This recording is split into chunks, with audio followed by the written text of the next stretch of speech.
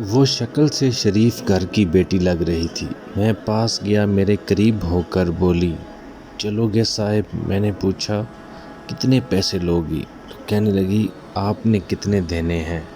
میں نے اس کی نیلی سی آنکھوں میں جھانک کر دیکھا، وہ بے بس سی تھی۔ میں نے بولا، آؤ کار میں بیٹھو۔ وہ ڈر رہی تھی۔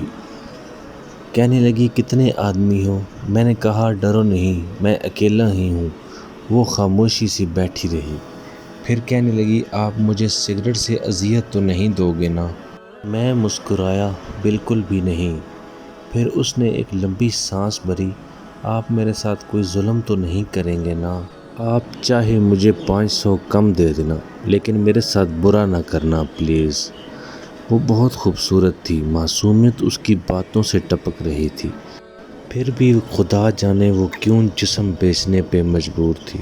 وہ نہیں جانتی تھی میں کون ہوں۔ میں نے پوچھا، کھانا کھایا ہے؟ تو کہنے لگی، نہیں۔ میں نے ہوٹل کے سامنے کار روکی، ہوٹل والا مجھے جانتا تھا۔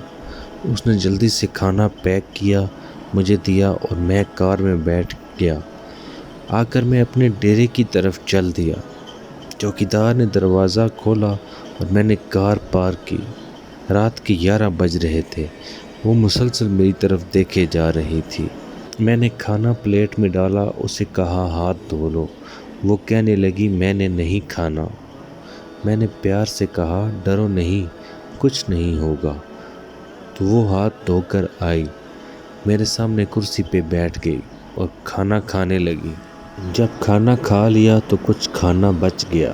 کہنے لگی، یہ میں گھر لے کے جا سکتی ہوں؟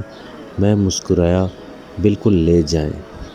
وہ چپ ہو گئی، برقع اتارنے لگی۔ میں نے کہا، رک جائیں، میرے پاس آ کر بیٹھ جائیں۔ وہ حیران تھی، میری آنکھوں میں دیکھ کر بولی، جلدی سے اپنا کام کریں اور مجھے واپس چھوڑ آئیں۔ میں نے کہا، نہیں، پوچھوں گا کیوں کرتی ہو ایسا اور کیوں بیچتی ہو اپنا جسم؟ بس اتنا کہوں گا کہ چھوڑ سکتی ہو کیا یہ سب؟ وہ میرے چہرے کی طرف دیکھنے لگی، آپ پاگل لگ رہے ہیں مجھے۔ میں نے اس کی آنکھوں میں دیکھا، ہاں میں پاگل ہی ہوں، سب پاگل ہی سمجھتے ہیں مجھے۔ وہ کہنے لگی، اگر کچھ کرنا نہیں ہے تو مجھے واپس چھوڑ کر آؤ۔ میں نے اس کے سر پر ہاتھ رکھا، پھر پرس سے 10,000 نکالے اور اس کے ہاتھ پہ رکھے۔ وہ حیران تھی، کہنے لگی، میں نے نہیں لینے، آپ کیوں دے رہے ہیں یہ پیسے مجھے؟ میں نے اس کے چہرے پہ ایک تھکن محسوس کی تھی۔ وہ اپنے آنسو روک کے بیٹھی تھی، بار بار کہہ رہی تھی، مجھے بس واپس چھوڑ کر آؤ، مجھے ڈر لگ رہا ہے۔ میں نے اسے یقین دلایا، ڈرنے کی کوئی بات نہیں ہے۔ اچھا بتاؤ نا، بہت درد دیا ہے زندگی نے؟ یہ سننا تھا کہ اس کی آنکھیں نم ہو گئی تھی، جیسے کوئی قیامت گر گئی ہو اس پہ۔ میں سمجھ چکا تھا کہ کوئی بہت بڑا درد لیے گھوم رہی ہے۔ دروازہ کھولا، کانپتی آواز میں بولی، مجھے چھوڑ کر واپس آؤ۔ میں نے اسے بیٹھنے کا کہا، بتایا، میرا نام ساجد ہے، ڈرو نہیں، خود کو محفوظ سمجھو۔